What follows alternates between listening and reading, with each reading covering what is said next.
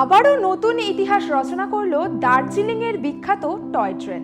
দার্জিলিং যাবেন আর টয় ট্রেনে চড়বেন না এমন পর্যটক খুঁজে পাওয়া মুশকিল। শৈল শহরের এই অন্যতম আকর্ষণ এবার গড়ল এক নতুন ইতিহাস। দার্জিলিং শব্দটা বাঙালির জীবনে একটা অনন্য অনুভূতি বহন করে। হিমালয়ের অপার সৌন্দর্য, পাহাড় এবং বরফের পাশাপাশি দার্জিলিংয়ের আরেক অন্যতম আকর্ষণ দার্জিলিং হিমালয়ান রেলওয়ে বা সকলের পরিচিত টয় ট্রেন।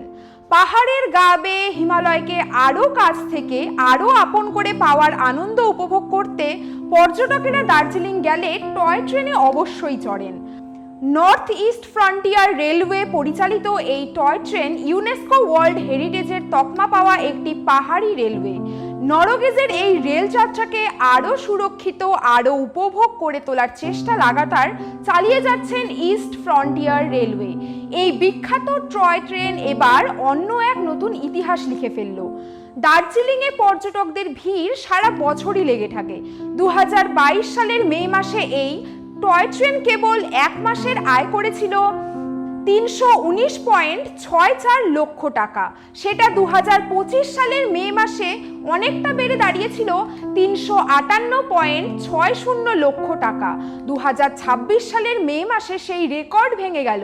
গত মে মাসে টয় ট্রেন থেকে মাত্র এক মাসের রোজগার হয়েছে 395.60 লক্ষ টাকা। ট্রেন চালু হওয়ার পর থেকে কোনো এক মাসে এত টাকা উপার্জন টয় ট্রেন আগে কখনো করতে পারেনি। এই সাফল্যকে টয় ট্রেনের বাড়তে থাকা জনপ্রিয়তা হিসেবেই দেখছেন রেলওয়ে কর্তারা।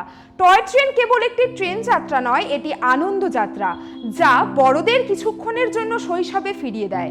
আর ছোটদের তো আনন্দের সীমা থাকে না, খেলনা ট্রেন মনে করেন তারা।